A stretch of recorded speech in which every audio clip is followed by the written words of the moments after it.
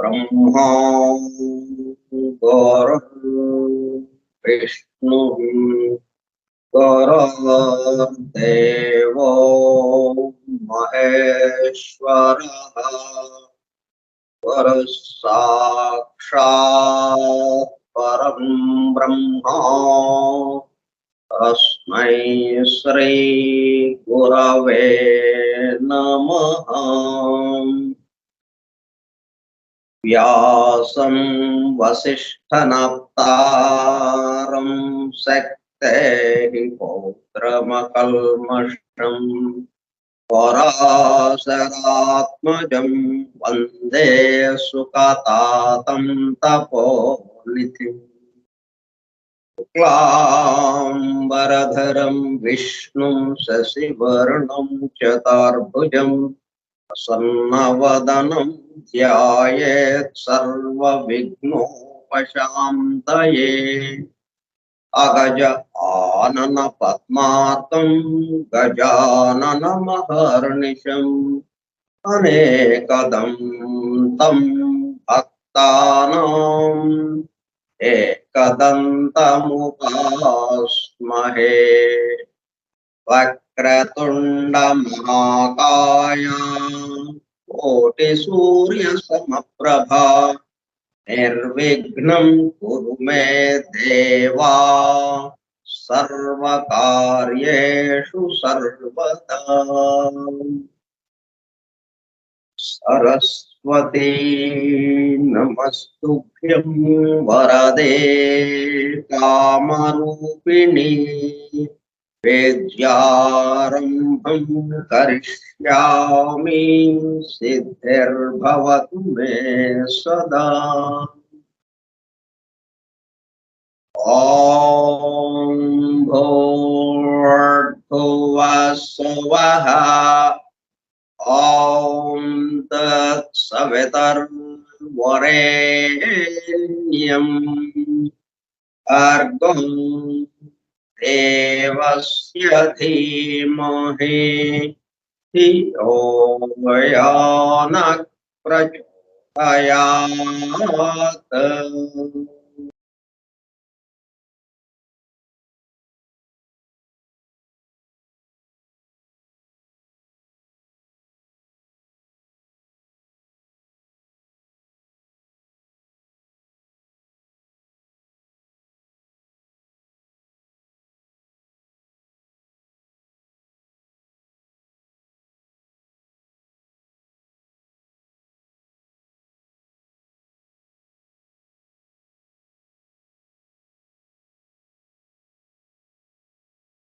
Vasudev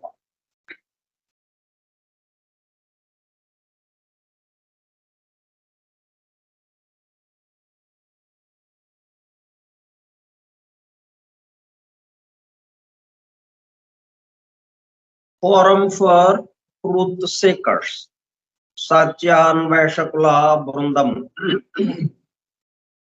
Foundations of Esoteric Philosophy, Nigodha Tattva Shastra Moolam. From the writings of H.P. Blavatsky, arranged with a foreword and notes by E.M.T.H. Hoskins. గ్రంథ పఠనము, అధ్యయనము, అవగాహన, ఆత్మదర్శనము కార్యక్రమం. 39వ పాఠము 22/6/2023 బుధవారము సాయంత్రం 4:30 గంటలు. నిగూఢ తత్వశాస్త్ర మూలము స్కైప్ గ్రూప్ లో సుదూర ప్రాంతాలలో ఎవరింట్లో వారు హాయిగా విశ్రాంతి తీసుకుంటూ ఏకకాలంలో ఒకేసారి ఏమి చేస్తున్నాము? వింటున్నాము. ఏమి వింటున్నాము?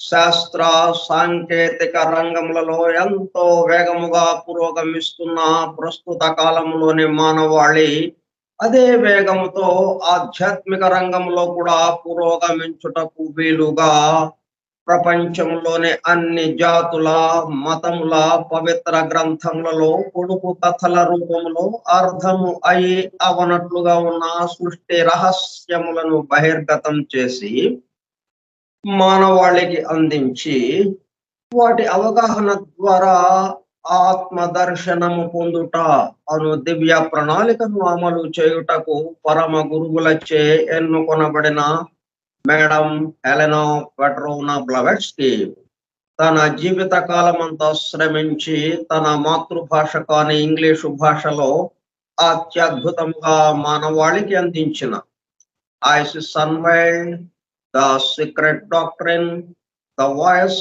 Of the Silence, the Key to Theosophy గ్రంథములు అధ్యయనము చేసి వాటిలో ఇవ్వబడిన విషయములు పూర్తిగా అర్థము కాకపోవుటచే అతి నిగూఢములైన సృష్టి రహస్యములు, వాటి మూలము, గ్రంథ హృదయమును చేరు పద్ధతులు తెలుసుకోవాలనే తీవ్ర ఇచ్చగల కొందరు సత్యాన్వేషకులు ఆమె చివరి సంవత్సరాలలో ఆమె వద్దకు చేరి ఆమెతో సంభాషించుతూ ప్రశ్న సమాధానము సంవాద రూపంలో ఎన్నో నిగూఢములైన విషయములను మరింత లోతుగా తెలుసుకుని సత్యమును చేరుటకు ప్రయత్నించారు.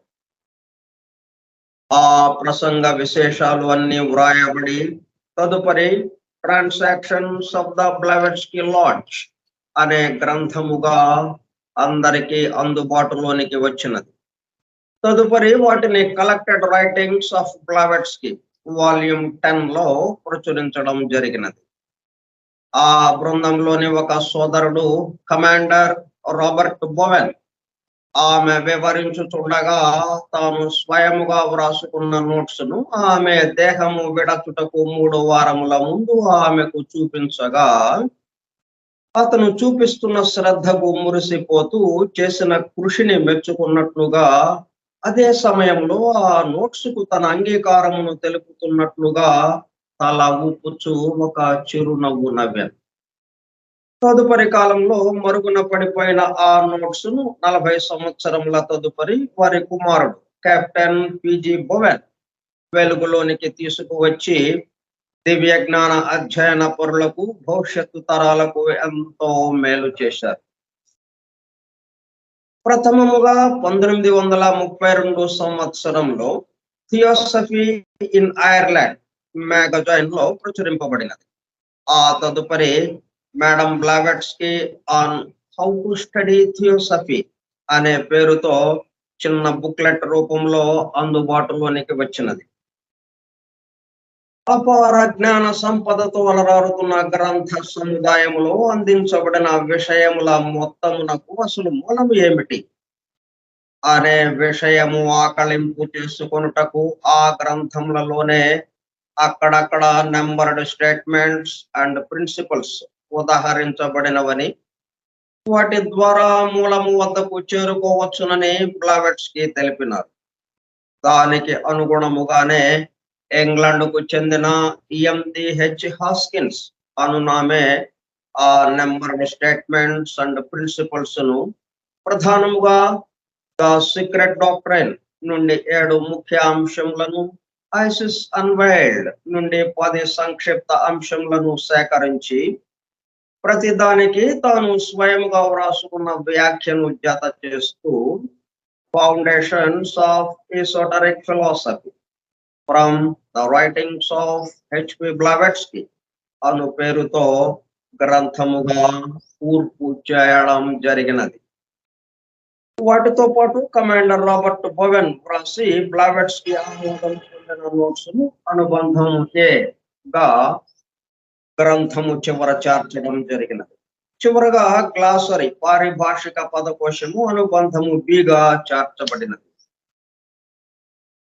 ఈ విధముగా దివ్య జ్ఞానమును అధ్యయనము చేయు పద్ధతులు, వాటి ద్వారా మూలమునకు చేరి అనగా సత్యమును చేరి సత్య స్వరూపముగా మారుటకు కావలసిన ప్రేమ పూర్వక సూచనలను తెలుపుతున్న గ్రంథరాజమును పఠిస్తూ అధ్యయనము చేయుచుండగా అత్యంత శ్రద్ధాసక్తులతో మేడం హెలెనా పెట్రోవ్నా బ్లావెట్స్కీ చెప్పుచుండగా ఆమె చుట్టూ చేరిన సత్యాన్వేషకుల బృందము వలె చెవి యొగ్గి వినుచున్న అనగా ఒళ్ళంతా చెవులు చేసుకుని వినుచున్న ప్రియ సత్యాన్వేషక సోదర శ్రోతలకు నమస్కారం.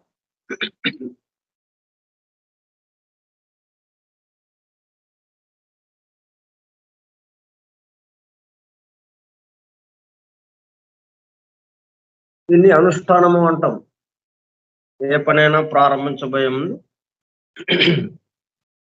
క్రమ పద్ధతులు చేయబోయే పనికి సంబంధించి వివరించుకోవటం, వాటికి సంబంధించినంత కూడా అనుష్ఠానం. అందుకే మనం ఉదయం లేవంగానే బయటకు వెళ్ళబోయే ముందు పూజనో ప్రార్థననో ధ్యానమునో ఏదో ఒకటి అనుష్ఠానం ఒక క్రమ పద్ధతిలో చేసుకుని బయటికి అడుగు పెడుతుంటాం. అలాగే ఇది కూడా చేసుకున్నాం.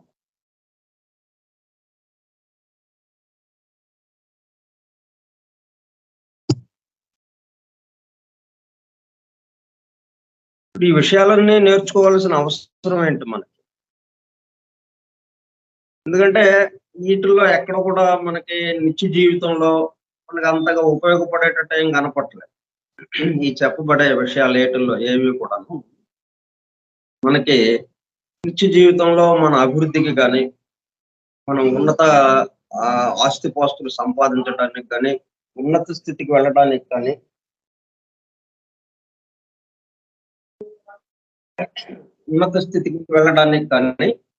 ఇది ఏమీ సహాయపడుతున్నట్టుగా ఏమి అనిపించడం లేదు. అది ఎందుకండి ఇదంతా అంటే దీనికోసమే మన చుట్టూ ఉన్నవే మనకు అర్థం కావడానికి, వాటి యొక్క అసలైన స్వరూపము తెలియడానికి, అట్లాగే మన యొక్క స్వరూపము తెలియడానికి ఇవి ఉపయోగపడతాయి. ఇదంతా మనం బాహ్యంగానే చూస్తున్నాం. అయిపోయిన రూపాలతోనే మనం ఆకారాలతోనే రూపాలతోనే మనం చేస్తూ ఉన్నాం. ఆ రూపాల నుంచి ఆ రూపాలకి నడుపుతున్నటువంటిది ఏదైతే ఉందో, ఆధారమైనటువంటిది ఏదైనా ఆ జీవం దగ్గరికి వెళ్ళటానికి ఇది ఉపయోగం. జీవం అనేటప్పటికల్లా రూపాలు అనేకం ఉన్నప్పటికీ జీవము ఒకటే. వన్ లైఫ్ ఒకటే జీవం. ఇట్లా ఒకటిగా అయిపోవటానికి, అట్లా ఒక జీవాన్ని ఒకే జీవము ఉన్నది అనే గమనికతో అప్పుడు మనం అనేక రూపాలతో వ్యవహారం చేసుకుంటాం. ఆ కార్యక్రమం కోసం మనం ఇవన్నీ చెప్పుకోవాల్సిన అవసరం ఏర్పడింది. చెప్పుకుంటున్నాం.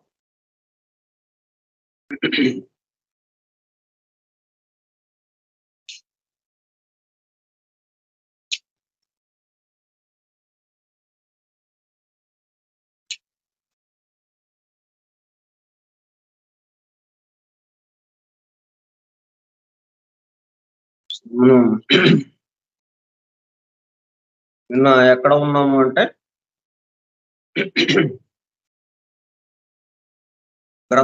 తాళపత్ర గ్రంథాన్ని చూస్తూ అలాగ నిలబడి ఉన్నాం. అది ఎవరి చేతిలో ఉన్న తాళపత్ర గ్రంథము?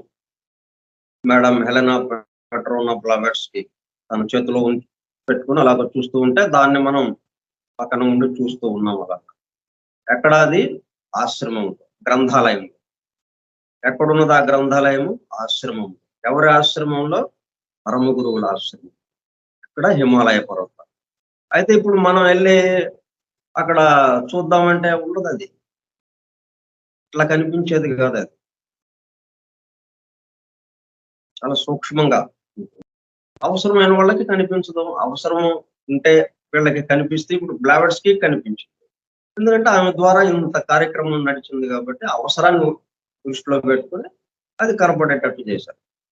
అట్లాగని మనం మ్యూజియం చూసినట్టుగా మొత్తం పొలం అనే మ్యూజియాన్ని చూసినట్టుగా మనం వెళ్లి చూడటానికి అట్లాగా కుదిరేది కాదు. అవసరాన్ని బట్టి మనకే దర్శింపజేస్తారు వాళ్ళు. మనం ఇక్కడున్నా దర్శింపజేస్తారు. మనం ఇప్పుడు ఆ పద్ధతిలోనే చూస్తున్నాం గదా! ఆ తాళపత్ర గ్రంథాన్ని. సంజార్ భాషలో ఉన్నటువంటి బుక్ ఆఫ్ ధ్యాన్ అని చూస్తున్నాం. ఉన్నాం నిన్న.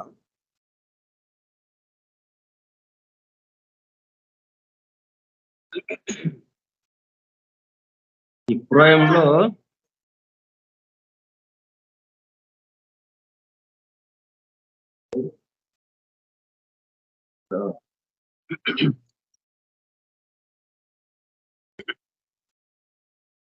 యాన్ ఆర్కియాక్ మాన్యుస్క్రిప్ట్ చేత్తో రాయబడింది. ఆర్కియాక్ అతి ప్రాచీనమైనది. ఎప్పుడుదో తెలియదు. ఏ కాలం నాటిదో తెలియదు. అత్యంత ప్రాచీనమైనది. ఒక manuscript a collection of palm leaves తాళపత్రం.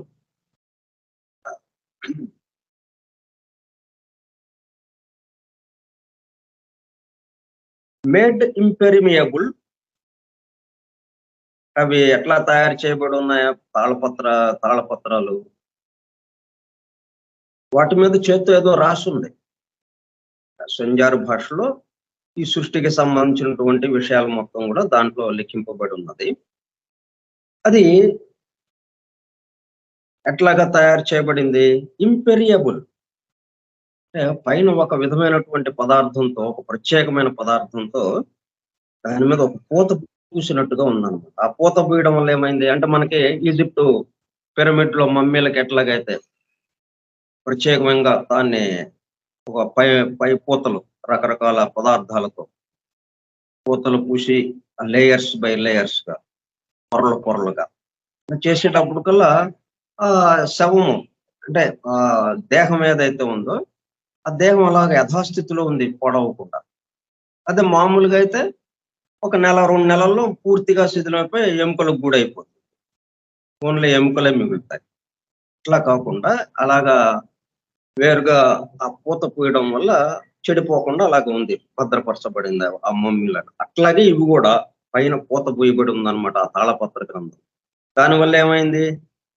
Water వాటర్‌కి గాని మామూలుగా ఎందుకు పాడవుతాయి మనకి? ఈ గాలిలోని తేమ ద్వారా గాని, వర్షాలు వీటి నుంచి ఆ నీరు తగలటం వల్ల గాని క్రమక్రమంగా శిథిలమైపోతాయి వస్తువులు. అలాగే ఫైర్ అండ్ ఎయిర్, గాలి, అగ్ని, నీరు వీటి ద్వారా వస్తువులు పాడవటానికి ఇవి ప్రధాన కారణాలుగా ఉంటాయి.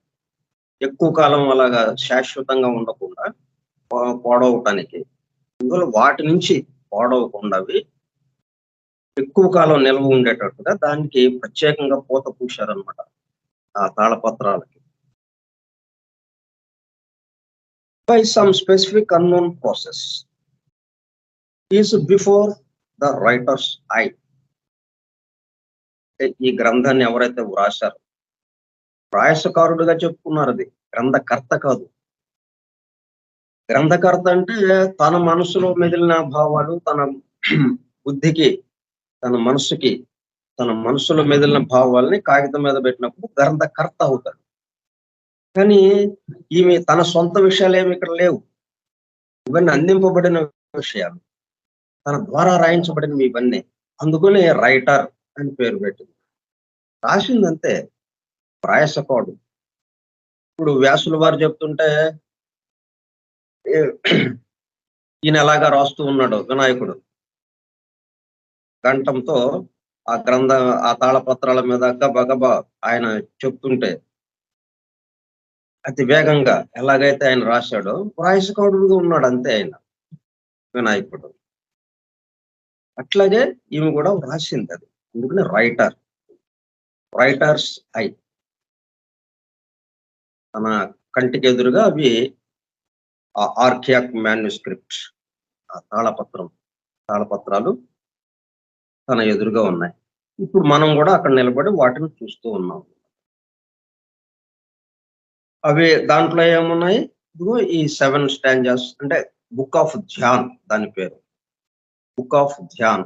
దాన్నే మనం ద్విజన్‌గా కూడా మనం చెప్పుకోవచ్చు. ద్విజన్ అంటే మనం ఉపనయనం చేయంగానే అతనేంటి రెండో జన్మ ఎత్తినట్టుగా. అంటే ఆ పారమార్థికంగా ఆ పరమాత్మ తత్వంతో ఐక్యమవ్వడం అన్నట్టుగా.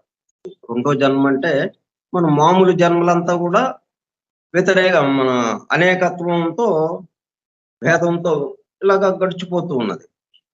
అది వేరు, ఇది వేరు, మనం వేరు అన్నట్టుగా. అలా కాకుండా రెండో జన్మ అనంటే, రెండో జన్మ ఎత్తాడు అనంటే, అంటే ఈ జన్మలోనే రెండో జన్మ ఎత్తాడు అనంటే ఆ ఆ పరమాత్మ తత్వంతో ఐక్యమైపోవడం, ఏకత్వ భావనతో ఐక్యమైపోవడం, ఆత్మదర్శనం పొందడం. ఇట్లా అందుకని ఈ పుస్తకాన్ని మనం అంటే ఈ secret doctor book of Dhyan ఏదైతే ఉందో దాని నుంచి వచ్చినటువంటిది. అందువల్ల దాన్ని మనం చదివినా, విన్నా, చూసినా రెండో జన్మ ఎత్తినట్టుగా అయిపోతుంది అని. అంటే ఆ ఏకత్వ భావంలోకి వెళ్ళిపోతాం. అంతగా వివరించబడి ఉంది దీంట్లో. ఉన్నంత మాత్రానే మనం ఏకత్వ భావంలోకి, అంతా ఉన్నది ఒకటే, the fundamental law, the one fundamental లా అన్న విషయంలోకి వెళ్ళిపోతాం. అలా చూస్తున్నాము. కళ్ళతో చూస్తూ చెవులతో విందాం. మనం ఇక్కడ ఏం చెప్పుకుంటున్నామో దాన్ని వింటూ ఉందాం చెవులతో. కళ్ళతో ఆ తాళపత్రాలను చూస్తూ ఉందాం. ఆమె చేత్తో పట్టుకున్నటువంటి తాళపత్రాలు. The first stanza describes the state of the one all during pralaya. Before the first flutter of reawakening or manifestation. One all. మొత్తానికి ఆధారమైన వాడు, తర్వాత మిగతా అన్నీ కూడా. ఈ ప్రళయానికి ముందు ఏమేమైతే ఉన్నాయో మొత్తం అలాగే ఉన్నాయి, ఇక్కడికే పోలేదు. ప్రళయంలో అలాగే ఉన్నాయి. మరలా ప్రళయం నుంచి మేల్కాంచంగానే అవన్నీ మళ్ళీ బయటికి నెమ్మదిగా వస్తాయి, ఒకదాని తర్వాత ఒకటి అన్న. అందుకే నోవహు ప్రళయం రాగానే నౌకలో మొత్తం 84 లక్షల జీవరాశులు అన్నట్టుగా సమస్త జీవరాశులకి సంబంధించినటువంటి బీజాలని, ఆ నమూనాల్ని ఆ నౌకలో పెట్టుకుని ఆ ప్రళయం ఉన్నంతకాలం ఆ ఫ్లడ్స్ జలప్రళయం ఆ జలం ఉన్నంతకాలం ఆ నావ మీద తిరుగుతూ ఉన్నాడు. ఆ ప్రళయం ముగిసిపోగానే మళ్ళీ వాటిలో నుంచి ఆ నావలో నుంచి ఉన్నటువంటి అన్ని కూడా మళ్ళీ బయటకు వచ్చినాయి అన్నట్టు. అది ఆ పద్ధతిలో అట్లా రాశారు. అంటే సంకేతంగా ఇచ్చిన ఇవన్నీ.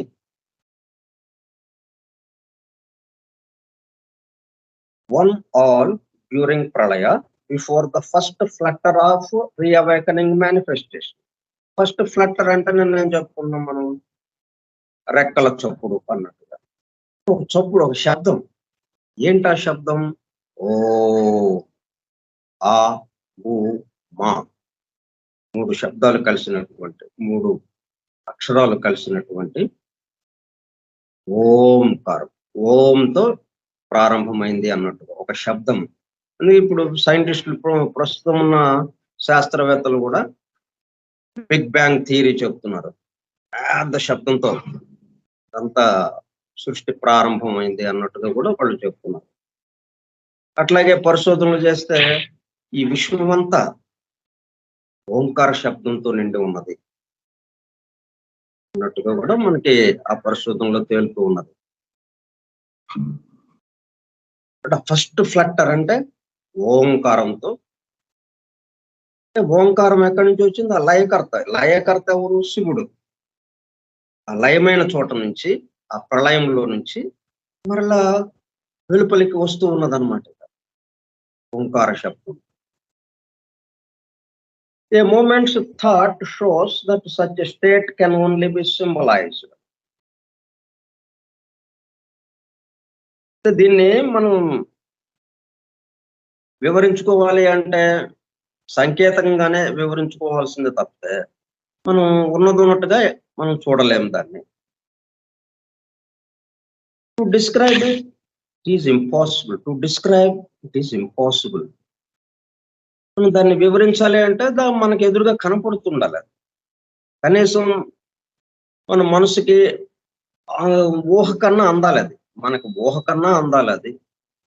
మన కంటికి ఎదురుగా అన్నా కనపడాలి. అప్పుడు కదా మనం దాని గురించి వివరిస్తాం. ఇప్పుడు నేను దీని గురించి చెప్తున్నానంటే నాకు ఎదురుగా నాకు పుస్తకం ఉంది. The secret doctor book, the secret doctor గ్రంథం నా చేతిలో ఉండి అక్కడ ఉన్నటువంటి ఆ పదాలని చదువుతూ, ఆ మాటల్ని చదువుతూ దాని గురించి మీకు వివరిస్తున్నాను. అట్లా వివరించాలి అంటే మరి కంటికి ఎదురుగా ఉండాలి, లేకపోతే ఊహ కన్నా ఉండాలి. అట్లా రెండిటికి సాధ్యం కాదు ఇది. ఆ లయమైన దగ్గర నుంచి, ఆ ప్రళయంలో నుంచి మేల్కాంచుకున్నటువంటి స్థితి, ప్రప్రథమంగా మేల్కాంచుకున్నటువంటి స్థితి మనం వివరించడానికి సాధ్యం. నార్ can it be symbolised except in negatives. కొన్ని సంకేతంగా చెబుదామా అంటే అది కూడా మనకి తెలిసిన వాటికి మనం ఏదైనా చెప్తామంటే మనకు తెలిసినంత వరకే కదా. మనం ఏది చెప్పుకున్నా, ఏది ఊహించుకున్నా, ఏది అర్థం చేసుకున్నా మనకి ఎంతవరకు తెలుసో అంతవరకే. అంతకు మించి ముందుకు వెళ్ళలేం కదా. కాబట్టి మనకు తెలిసిన వాటిని పోల్చుకుందామంటే అది అసాధ్యపడటం. అది అట్లాగా లేదు. అందుకని మనం ఏం చేయాలన్నమాట, మనకి తెలిసిన విషయాలతో కాదు కాదు అన్నట్టుగా వ్యతిరేకంగా మనం చెప్పుకోవాల్సి వస్తుంది. ఆ ప్రళయం నుంచి మేల్కాంచుతున్నటువంటి స్థితి, ఆ స్థితిని మనం మొట్టమొదటి స్థితిని మనం చెప్పుకోవాలి అంటే వ్యతిరేకమైన పదాలతో చెప్పుకోవాల్సి వస్తుంది. వ్యతిరేకమైన విషయాలు. ఇది కాదండి, ఇలాగ జరిగి ఉంటుందా? కాదు కాదు, అలా కాదు. ఇలా జరిగి ఉందా అని అంటే ఇది మనకు తెలిసింది. మనకు తెలిసిన ఏవి కూడా అక్కడ లేదు. అందుకని నెగటివ్స్తో, వ్యతిరేకమైన పదాలతో చెప్పుకోవాల్సి వస్తుంది. వ్యతిరేకమైన విషయాలతో. Except in negatives, for since it is the state of absoluteness per se. ఈ పరిపూర్ణమైనటువంటి స్థితి.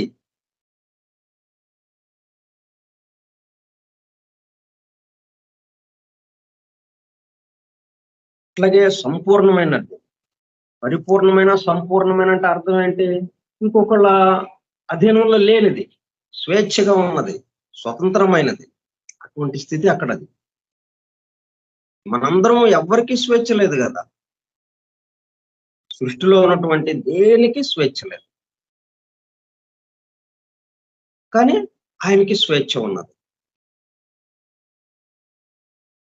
అక్కడ ఉన్న స్థితికి సంపూర్ణమైన, పరిపూర్ణమైన స్వేచ్ఛ అయిన అంటే అబ్సల్యూట్నెస్ అంటే అది. పర్స్ అంటే మిగతా వాటితో కాక విడిగా పరిగణించబడటం, మనతో మొత్తంగా కాకుండా. ఎందుకని మనతో కాకుండా విడిగా పరిగణించబడాల్సి వస్తుంది అంటే మనం ఉన్న స్థితికి అక్కడ ఆ పరిపూర్ణమైన స్థితికి వేరుగా ఉన్నది. మనం పరిమితముగా ఉన్నాము, అక్కడ అపరిమితముగా ఉంది. అపరిమితుడు అక్కడ, ఇక్కడ పరిమితుడు. అందువల్ల మనం నెగటివ్స్ తో చెప్పుకోవాల్సి వస్తుంది అనమాట. మనకి ఏది తెలిసినా కానీ పరిమితమైన విషయాల వరకే ఉంటుంది, పరిమిత జ్ఞానంతోనే ఉంటుంది. పరిపూర్ణ జ్ఞానము లేదు. అందువల్ల మనకి తెలిసిన దాంతో మనం చెప్పుకోవాలి అంటే మనకి ఏది తెలుసో అది కాదండి అన్నట్టుగా చెప్పుకోవాలి. అంత పరిపూర్ణమైనది. It can possess none of those specific attributes which serve us to describe objects in positive terms. అందువల్ల ఏంటి, అది పరిపూర్ణము, మనము అపరిపూర్ణలం.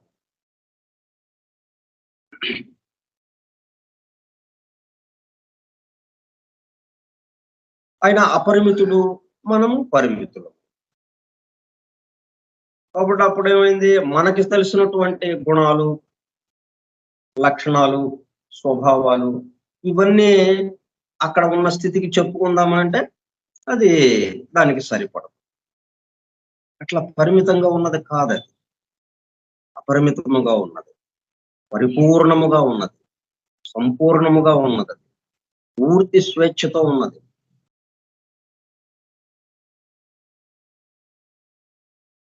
అందులో మనకి ఏవైతే గుణాలు ఉన్నాయో, specific attributes which serve us to describe objects, మనకి తెలిసిన వస్తువులన్నిటిని, మన చుట్టూ ఉన్నటువంటి వాటిని మనం వర్ణించడానికి కావలసినటువంటి గుణాలు ఏవేవైతే ఉన్నాయో ఇన్ పాజిటివ్ టర్మ్స్, అట్లా మనకి సంబంధించి ఏవైతే తెలుసో వాటిని అదే పద్ధతిలో మనకి అక్కడ వివరించడానికి లేదు. చూడండి, అంత లేదు లేదని చెప్పడానికే సరిపోతా ఉంది. అంత తేడాగా ఉందన్నమాట. ఆ ప్రళయం నుంచి బాహ్యంగా వెలుపలికి రాబోయే స్థితి అట్లా ఉందన్నమాట. ఎక్కడి నుంచి వస్తుంది? ఇది పరిపూర్ణం నుంచి వస్తా ఉంది. కానీ ఇట్లాగ వచ్చేటప్పటికల్లా చూడండి, మనం అందరం అపరిపూర్ణం అయిపోయింది. Hence, that state can only be suggested by the negatives of all those most abstract attributes which men feel rather than conceive.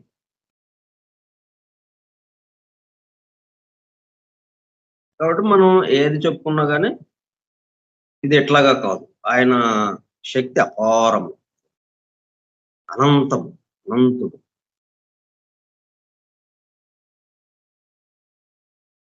మన శక్తి అన్ని పరిమితముకు సంబంధించి, మనకి ఏది ఉన్నా సరే అన్ని పరిమితానికి సంబంధించినవి. సృష్టి కూడా మరి చూడండి, కొన్నాళ్ళు ఉంది, ప్రళయంలోకి వెళ్ళిపోయింది. ఆయన మాత్రం అలాగే ఉన్నాడు. అంటే మనకి రాత్రి వచ్చినా సూర్యుడు అక్కడే ఉన్నట్టుగా, పగలు ఉంది, పగలు సూర్యుడు ఉన్నాడు, బాగానే ఉంది.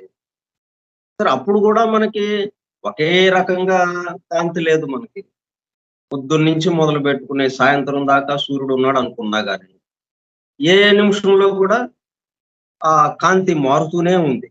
కాంతి యొక్క ప్రభావం, ఆ కాంతి యొక్క శక్తి మారుతూనే ఉంది. మిట్ట మధ్యాహ్నానికి పూర్తి కాంతిలో ఉంటుంది, మళ్ళీ సాయంత్రానికి పూర్తి కాంతి తగ్గింది. ఇట్లాగా ఉంది, కాంతి ఒకే రకంగా లేదు. మళ్ళీ రాత్రి వచ్చేసింది, కానీ సూర్యుడు అక్కడే ఉన్నాడు. ఇట్లాగే ఇది సృష్టి ప్రళయం జరుగుతున్నప్పటికీ ఈ జరిపించేవాడు ఎవడున్నాడో ఆయన అలాగే ఉన్నాడు. మనకు తెలిసినవన్నీ ఈ సృష్టికి సంబంధించిన విషయాలు. ఈ సూర్యుడు ఎట్లాగైతే ఉదయించి మిట్ట మధ్యాహ్నానికి సాయంత్రానికి వచ్చాడో అవే మనకు తెలుసు. స్థిరమైనవి లేకుండా మార్పులకి గురి అయితే ఏమైనా అవి మనకు తెలుసు. వీటిలో దేంతో ఆయన్ని పోల్చగలం మనం? అక్కడ ఉన్నటువంటి స్థితిని దేంతో పోల్చగలం మనం?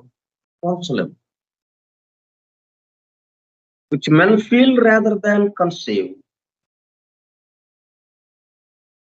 అది కూడా నెగిటివ్స్ తోనే మళ్ళీ. of all those most abstract attributes which men feel rather than conceive. Conceive అంటే కొంతవరకు మనం ఊహించి చెప్పడానికి వీలుగా ఉంటుంది. ఫీల్ అంటే అసలు ఏమాత్రం మనం దాన్ని వ్యక్తీకరించలేం మనం, ఆ ఫీలింగ్ ని.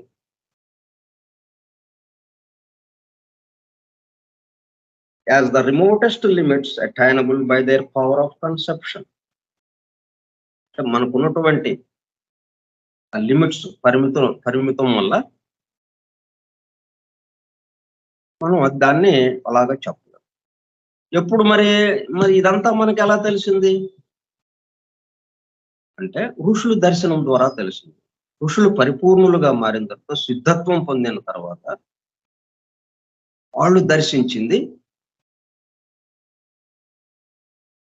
దాన్ని మనకు అందజేయటానికి వీలైందన్నమాట.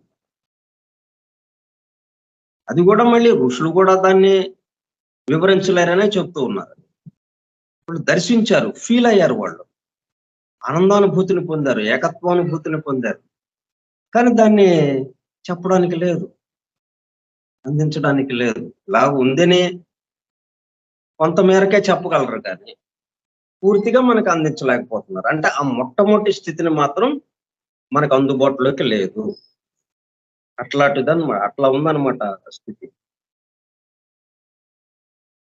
అంటే మనకి మొట్టమొదటి ప్రపోజిషన్స్ 3 ప్రపోజిషన్స్‌లో 3 మూల ప్రతిపాదనలో మొదటి ప్రతిపాదన ఏదైతే ఉన్నదో, ఆ ప్రతిపాదనకి సంబంధించింది ఈ స్టేట్ అన్నమాట.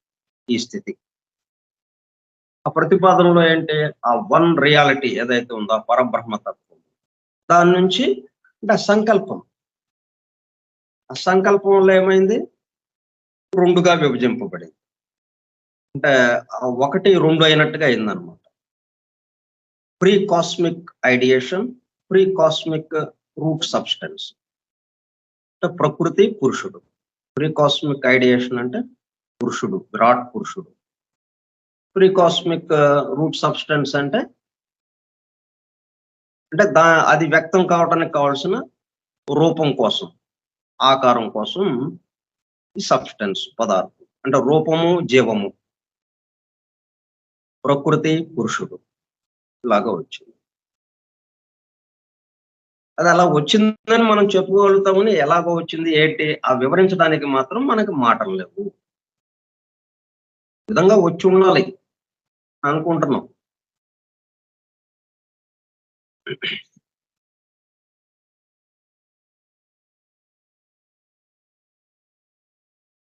ఇప్పుడు మొట్టమొదటి దీనివల్ల ఏమైందనమాట, మొట్టమొదటి స్టాంజాలో మనకి చెప్పబడింది లయం అయిపోయింది, మెర్జ్ అయిపోయింది, ప్రళయంలోకి వెళ్ళిపోయింది. ప్రళయం నుంచి మరలా వ్యక్త సృష్టిలోకి రాబోతూ ఉన్నది. అక్కడ మొట్టమొదటి స్టాంజాలో మొదటి శ్లోకంలో వివరించబడింది అదంతా కూడా. ఆ స్థితి అదంతా కూడా నెగటివ్స్ తోనే మళ్ళీ. ఇట్లా కాదు, అలా కాదు అన్నట్టుగానే. మనం అనుకున్నట్టు కాదు అని అలాగా నెగటివ్స్ తోనే చెప్పుకుంటా వచ్చారనమాట. అది అయిపోయాక ఇక second stanza. The stage described in stanza 2 is to a Western mind. మనకేంటంటే ఈ వెస్టర్న్ మైండ్ అంటే పాశ్చాత్యులు. అంటే ఈ పురాణ కథలు గాని, పవిత్ర గ్రంథాలు గాని వీటితో అంతగా పరిచయం లేని వాళ్ళు. పూర్తిగా పరిశోధనలు, శాస్త్రవేత్తలుగా ఉన్నవాళ్ళు. భౌతిక విషయాల పట్ల ఆసక్తితో, భౌతిక విషయాల మీద మనకు చూస్తున్నటువంటి ప్రకృతే నిజం, ఇంకా దీనికి మించింది లేదు అన్నట్టుగా భావన ఉన్నవాళ్ళు. వాళ్ళు పాశ్చాత్యులుగా చెప్పారు.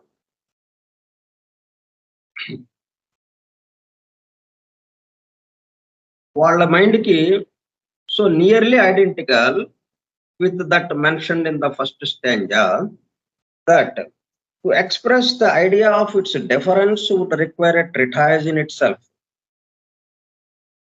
ఇంక మరింత కొంచెం ముందుకి మనం అక్కడేమో ప్రళయం నుంచి రాబోతూ ఉన్నది, వ్యక్తము కాబోతూ ఉన్నది. లయమైంది బాహ్యానికి, వెలుపలికి రాబోతూ ఉన్నది. అక్కడి నుంచి ఇంకొంచెం ముందుకే రావడం సెకండ్ స్టాంజాలో వివరించారు. ఇంకొంచెం ముందుకు ఎలాగా వచ్చింది అంటే, మనకి సూర్యోదయం ఎలాగవుతుంది? హఠాత్తుగా సూర్యుడు వస్తాడా?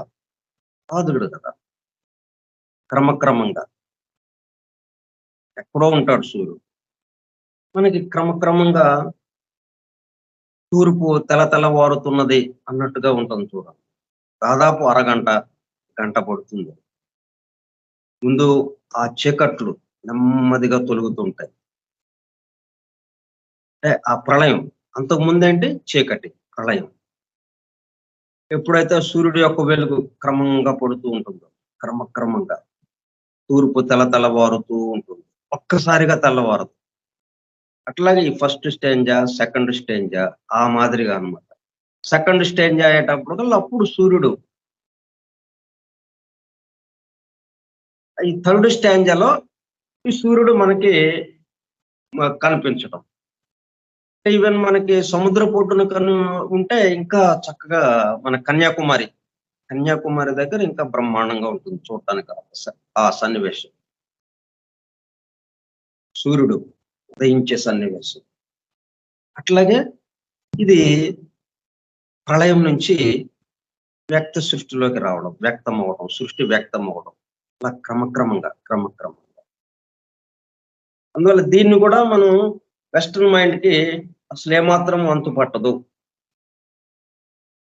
నేను ఫస్ట్ స్టాంజా లాగానే ఉంటుంది ఇది కూడా. సెకండ్ స్టాంజాలో కూడా ఫస్ట్ స్టాంజా లాగానే ఏమాత్రము అర్థం కానిలాగానే అలా తెల్ల మోకం వేసుకొని చూడటమే అన్నట్టుగా ఉంటుంది.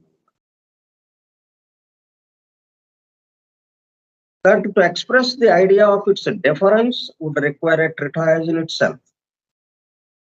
దానికి దీనికి అసలు డిఫరెన్స్ ఉంది అన్న విషయం, ఆ తేడా ఉంది అన్న విషయం కూడా ఏమాత్రం అంతుపట్టదన్నమాట వెస్టర్న్ మైండ్‌కి.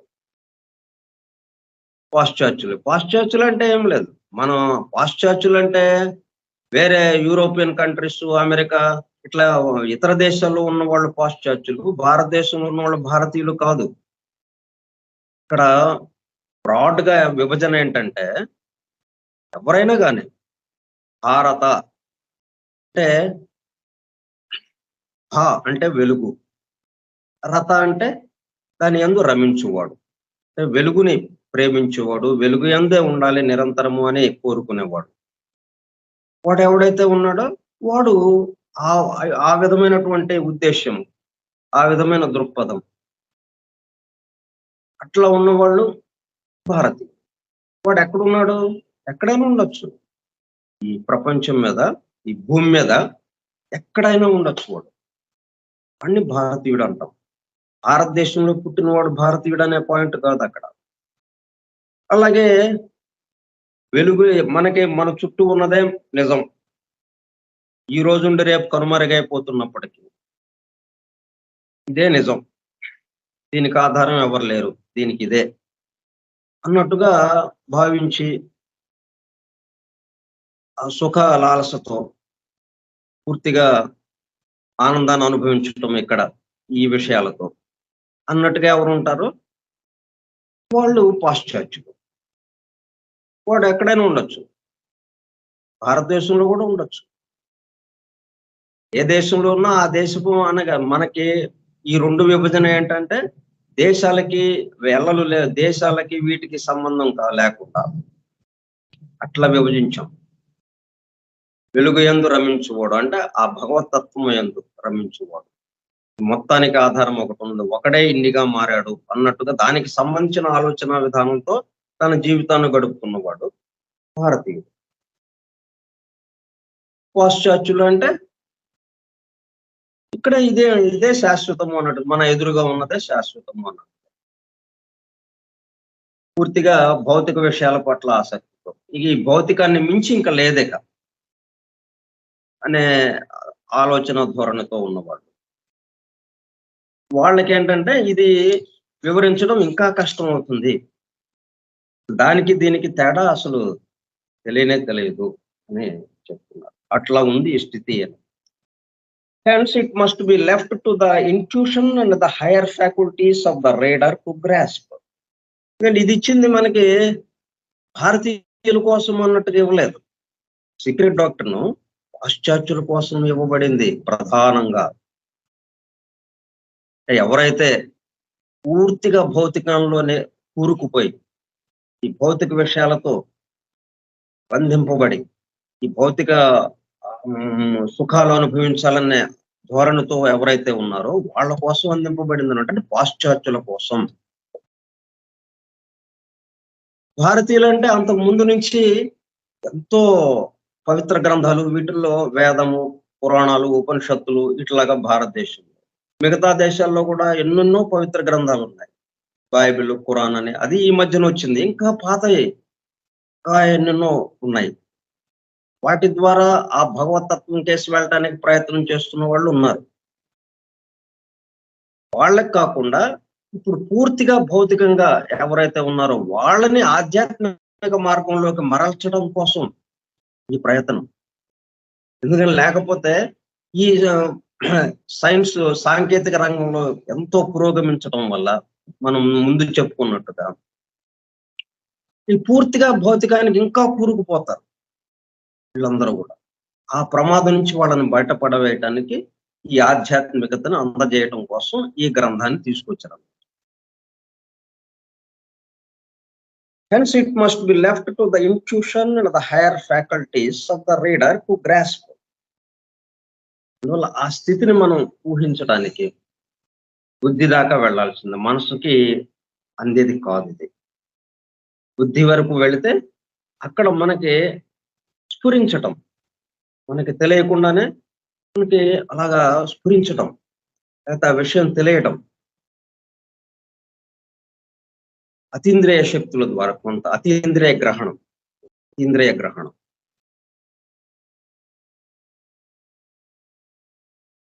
అట్లా మనం చదువుతూ ఉంటే మనకి అందుతూ ఉంటాయి ఆ హైయర్ ఫ్యాకల్టీస్ ద్వారా, ఆ ఇన్ట్యూషన్ ద్వారా. ఆ విధంగా అందితేనే ఇది అర్థమవుతుంది అన్నట్టుగా చెప్తున్నారు. As far as he can the meaning of the allegorical phrases used. ఇక్కడ వాడిని కూడా రహస్యార్థాలతో కూడుకున్నవి, సంకేతార్థాలతో కూడుకున్నవి,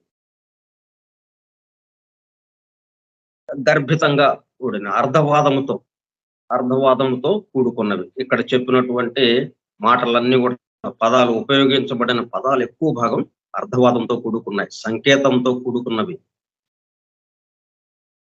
ఒక విషయాన్ని నేరుగా చెప్పడానికి వీలవదు కాబట్టి ఇంకొక దాంతో పోలుస్తూ, ఇంకొక దానితో చెప్తూ మనం అట్లా నిగూఢంగా, నర్మగర్భంగా అలాగా చెప్పినవి, పొడుపు కథల రూపంలో చెప్పినవి ఇవన్నీ కూడా.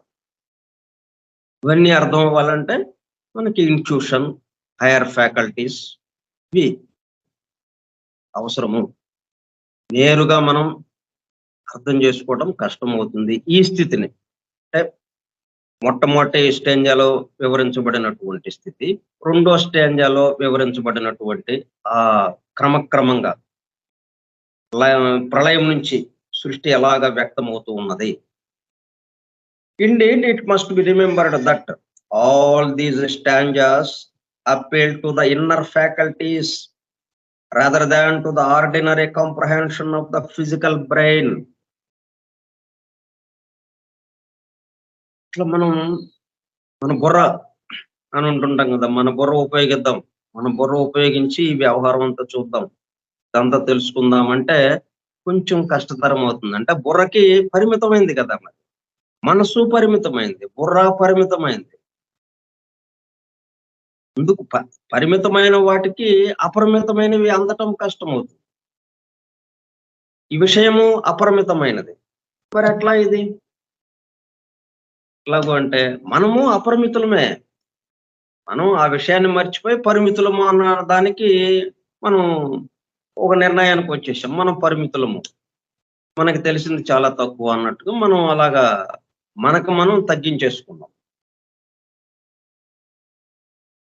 ఇప్పుడు ఏంటంటే ఇది మొత్తం సర్వము తానైన ఒక వన్ ఫండమెంటల్ లా, అలాగే 3 ప్రపోజిషన్స్, 4 బేసిక్ ఐడియాస్, వాటి ద్వారా కొంత అవగాహన కలిగింది. మనం అవగాహన కలిగి ఈ మొత్తంలో ఉన్నది ఎవరు? ఒకడే, మనతో సహా. మనం కాకుండా మిగతాయి కాదు, మనతో సహా ఈ సమస్తము అక్కడే.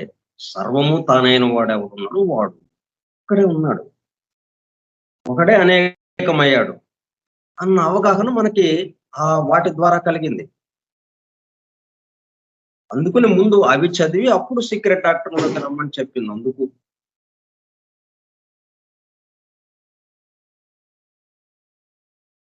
అంటే inner faculties rather than to the ordinary comprehension of the physical brain. అంటే మనం మామూలుగా వీటితో, మన సాధారణ జీవితంతో, మన దినచర్యతో మన చుట్టూ ఉన్న విషయాలతో. ఇవన్నీ ఏంటి పరిమితానికి సంబంధించినవి. కొన్ని వీటితో మనం చూస్తే ఏమాత్రము పొసగదు. అది ఇది పొసగదు. అందుకని ఇన్నర్ ఫ్యాకల్టీస్‌కి అంటే బుద్ధికి మనం అప్పజెప్పాల్సిన అవసరం.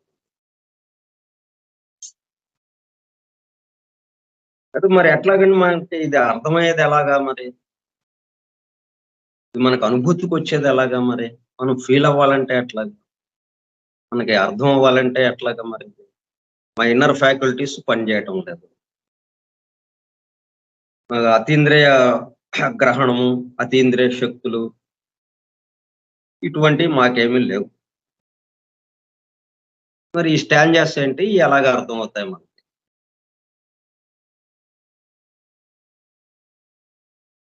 అంటే మనం ఏం చేస్తున్నాం? మనం ఎందుకని పరిమితం అవుతున్నాం? నా కోసం. హ్మ్. నేను చేస్తున్నాను. నేను ఆలోచిస్తున్నాను. నేను మాట్లాడుతున్నాను. నేను పని చేస్తున్నాను. నా కోసం చేస్తున్నాను ఇదంతా. అన్న దాని వల్ల ఇదంతా పరిమితమైపోయింది మనకి. ఫ్యాకల్టీస్ అన్నీ నిద్రపోయినాయి. మనలో అపారమైన శక్తి ఉంది. భగవంతుడికి ఎంత శక్తి ఉందో అంత శక్తి. ఎందుకంటే మనమంతా భగవంతుడి యొక్క అంశలమే గదా! భగవతత్వం తప్పితే ఇక్కడ ఏమీ లేదు. అంటే అంత ప్రతి అణువు భగవతత్వంతో నిండి ఉన్నప్పుడు, ప్రతి అణువు కూడా అంత శక్తితో నిండి ఉన్నట్టే కదా! అపారమైన శక్తితో నిండి ఉన్నట్టే. మరి ఎందుకని మనం పరిమితమైపోయాం? ఇవన్నీ తెలియటం లేదు అంటే ఈ విషయం. ఈ ఒక్క విషయం మనం జాగ్రత్తగా ఆలోచించి, నేను నా కోసం చేస్తున్నాను. నేను ఆలోచిస్తున్నాను. నేను మాట్లాడుతున్నాను. నేను పనులు చేస్తున్నాను. ఇది ఎంతవరకు నిజం? దీంట్లో యథార్థం ఉందా? ఒక్కసారి మనం ఆలోచిస్తే మన ద్వారా జరుగుతుందనేది అర్థమైపోతుంది. ఇంకప్పుడు ఇతరుల కోసమే కదా మనం చేస్తున్నాం. యథార్థంగా, వాస్తవంగా ఏం చేస్తున్నాం మనం? నిద్ర లేచింది మొదలు పడుకునేదాకా మన చుట్టూ ఉన్న వాళ్ళకే చేసి పెడుతున్నాం పనులన్నీ. చేసి నా కోసం చేస్తున్నాను ఈ పని అంటున్నాం. కాబట్టి యథార్థంగా నువ్వేం చేస్తున్నావో, యథార్థంగా నువ్వేమి ఆలోచిస్తున్నావో, యథార్థంగా నువ్వేమి మాట్లాడుతున్నావో, యథార్థంగా నువ్వేమి పనులు చేస్తున్నావో అట్లాగా చూడాలి. చూసేస్తే ఏమైంది? నా చుట్టూ ఉన్న వారి కోసమే. నా చుట్టూ ఉన్న వారి కోసం అంటే ఇంకా నా కోసం లేదు దాంట్లో. అది అప్రయత్నంగా జరిగేదది. నా కోసం అనేది అది అప్రయత్నంగా. మనకేది కావాలో అది వస్తుంది మనకి. మనం చేస్తూ ఉంటాం. మనకు కావాల్సింది వస్తుంది. అప్పుడు ఈ ఫ్యాకల్టీస్ అన్నీ మేల్కొంటాయి. అప్పుడు ఈ సీక్రెట్ డాక్టర్ మనకి ఎదురుగా ఎదుట ప్రత్యక్షమవుతుంది. దర్శనమవుతుంది అన్నమాట. అంతేగాని మనం ఇక్కడ ఏం చెప్పారు? Left to the intuition and the higher faculties of the radar to grasp. కాబట్టి ఎవరైనా చదువుకోవాలి ఈ సీక్రెట్ డాక్టర్‌ని, ఈ గ్రంథాన్ని అని గనక అంటే ఒక పాఠకుడు. పాఠకుడికి ఏం లక్షణాలుండాలి? హైయర్ ఫ్యాకల్టీస్ డెవలప్ అవ్వాలి. ఇంట్యూషన్ ఉండాలి. అప్పుడు గాని ఇది అర్థం గాదు. అంటే మరి ఎలాగా? అందుకే అందరూ పక్కన పెట్టేసారు పుస్తకాల్ని. ఎవ్వరు దీన్ని తీయటం లేదు. ఈ గ్రంథాన్ని. అందరికి అవసరమైన గ్రంథం ఇది. అందరం దూరంగా పెట్టేసాం. అమ్మో! ఇంత తెలివి ఇంత ఇది మనకెక్కడుంది? మనం చాలా పరిమితమైనోళ్ళం. మనకి చాలా శక్తి తక్కువ. అర్థం చేసుకునే శక్తి తక్కువ. దీన్ని మనం ఎక్కడ అర్థం చేసుకోగలం? పెట్టేయి, పక్కన పెట్టేయి. దీంతో ఎళ్దాం మనం.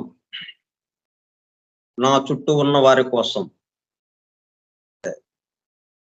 మొత్తం ఫ్యాకల్టీస్ అన్నీ హైయర్ ఫ్యాకల్టీస్ ఏమేమైతే ఉన్నాయో అతీంద్రియ శక్తులన్నీ అంటే మనశ్శక్తి, బుద్ధి, వాక్‌శక్తి ఇన్ని ప్రత్యేకంగా మామూలు సాధారణ మానవుడికి ఉండే వాటికన్నా అదనంగా ఉన్నటువంటి శక్తులు ఏమేమైతే ఉన్నాయో అవన్నీ మొత్తం మేల్కొంటాయి. ఒక్క విషయంతో నా చుట్టూ ఉన్న వారి కోసం ఉన్న ఒక్క విషయంతో మొత్తం మేల్కొంటాయి. అప్పుడు అక్షరం అక్షరం మనకి దర్శనం ఇస్తూ ఉంటుంది. ఆ మొట్టమొదటి స్థితి నుంచే కూడా మనకి దర్శనం ఇస్తుంది. ఋషులకి ఎలాగైతే దర్శనం ఇచ్చిందో అలాగా. కాబట్టి మనమేం కంగారు పడక్కర్లా. మనకు హైయర్ ఫ్యాకల్టీస్ ఉంటేనే ఈ పుస్తకం తెరవాలి. లేపోతే ఈ పుస్తకం గురించి ఎవరైనా చెప్తుంటే వినాలి. వినాలన్నా గూడా మనకి అంత తెలివితేటలు లేవు గదా! మనకెందుకు ఇక్కడ ఇది ఈ పని అని జెప్పి మనం వింటలేదు. వినేవాళ్ళు ఉండడం లేదు. చదివేవాళ్ళు ఉండడం లేదు. ఎందుకంటే హైయర్ ఫ్యాకల్టీస్ కావాలి దీనికి అన్నట్టుగా ఒక భావన ఒక పొరపాటు భావన. రెండో స్టేజ్‌లో రెండో స్టాంజాలో ఆ పద్ధతిలో చెప్పారు. అంటే ఇంకా ఆ మొదటి స్టాంజాకి సంబంధించిందే కంటిన్యూ అవుతూ ఉన్నది. కొనసాగుతూ ఉందన్నమాట. అంటే ఇంకా తెల్లవారలేదు. ఆ సూర్యుడు కనపడలా ఇంకా. సూర్యుడు రాకముందే ఆ లక్షణాలు కనిపిస్తుంటాయి కొద్ది కొద్దిగా. అట్లాగా అంటే మనం చీఫ్ మినిస్టరో లేకపోతే ప్రైమ్ మినిస్టరో ఈ ఒక ఊరికి వస్తాడు పర్యటనకి. పర్యటనకొచ్చినప్పుడు ఆయన ఎక్కడో ఉంటాడసలు. ఆయన రావడానికి ముందే గోల గోలగా ఇక్కడ ముందు వెళ్ళిపోతా ఉంటాయి. సైరన్‌లు మోగించుకుంటా పోలీసు జీపులు, వ్యాన్‌లు ఇవన్నీ గూడా. ఆహ్, పైలట్ వ్యాన్‌లు ఇయన్నీ ఒక 20, 30 కార్లు వెళ్ళిపోతా ఉంటాయి. ఆ తర్వాత ఉంటాడాయన అసలాయన. అట్లాగా ఈ సృష్టి ఇలాగ వ్యక్తము కావటానికి ముందు ఇలా నెమ్మది నెమ్మదిగాను. సూర్యుడు మనకు కనపడటానికి ముందు ఎట్లాగైతే తెల్లవారేటప్పుడు ఎలాగుంటుందో. అంటే మరి అయి తెలియాలంటే ఆ తూర్పు తెల్లవారుతున్నది అంటే మరి మనం 3:00కో, 4:00కో, 5:00కో లేవాలి కనీసం. 4:00కి లెగిస్తే ఆ తూర్పు తెల్లవారేది తెలుస్తూ ఉంటుంది. ఇప్పుడు మనం 9:00కి లేచేటప్పటికల్లా తెలియటం లేదు. సరే.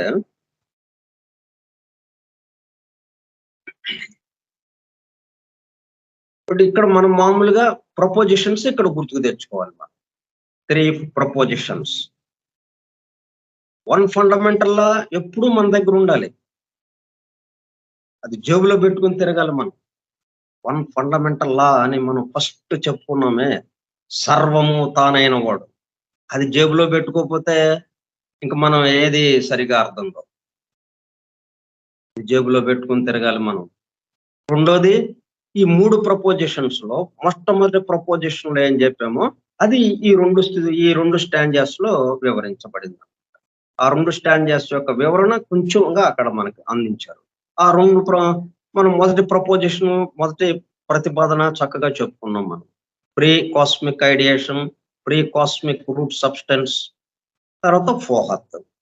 ఆ గ్రేట్ బ్రెత్. దీంతో ఈ మొత్తం కలిసి ఇక సృష్టి ప్రారంభం. అది ఈ 2 స్టాంజాస్‌లో ఉన్నటువంటి విషయం. అది ఆ ప్రీ కాస్మిక్ ఐడియేషన్ అంటే ఆయన నుంచి ఇంకా విడిపడలేదు. ఆయనతోనే ఉందది. విడిపడటం అనేది లేదు. ఆయన అలాగే ఉన్నాడు. ఆయనతో పాటు ఇది గూడా ఉన్నదే అన్నమాట. One all. అందుకే వన్ ఆల్ డ్యూరింగ్ ప్రళయ.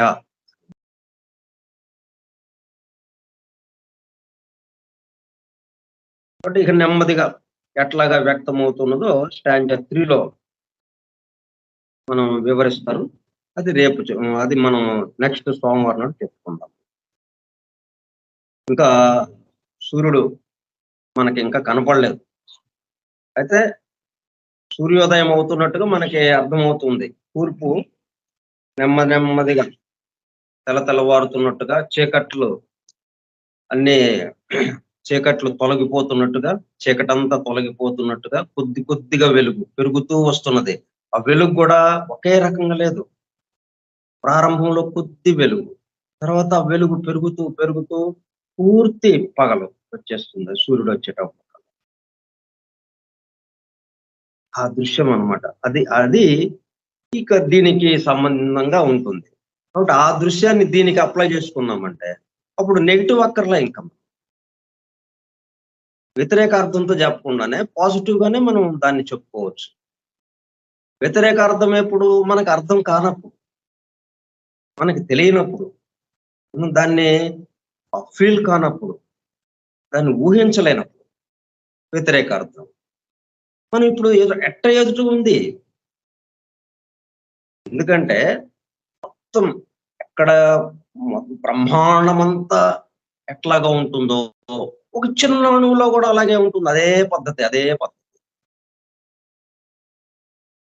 పగలు రాత్రి అయిపోవటం, రాత్రి పగలుగా మారటం, ప్రళయం చీకటి రాత్రి, మరలా వ్యక్త సృష్టి పగలు.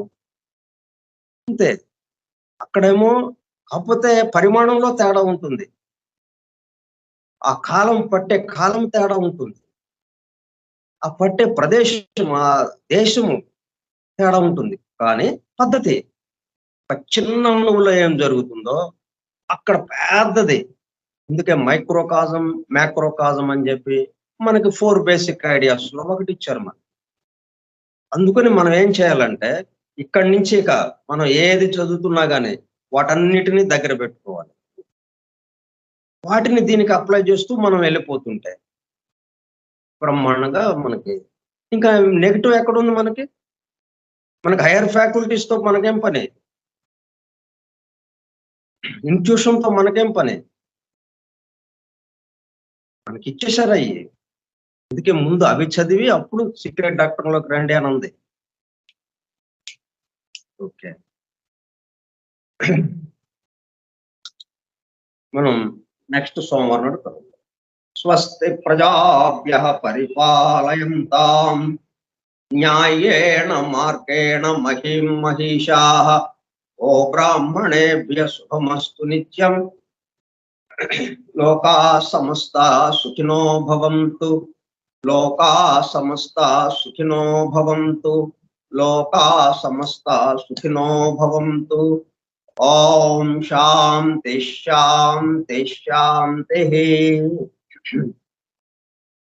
ఓపికగా విన్నటువంటి సోదర సత్యాన్వేషక బృందానికి ధన్యవాదములు. Thank you all.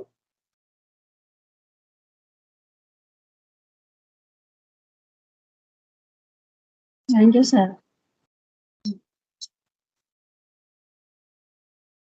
Thank you sir. Good. మా చుట్టూ ఉన్న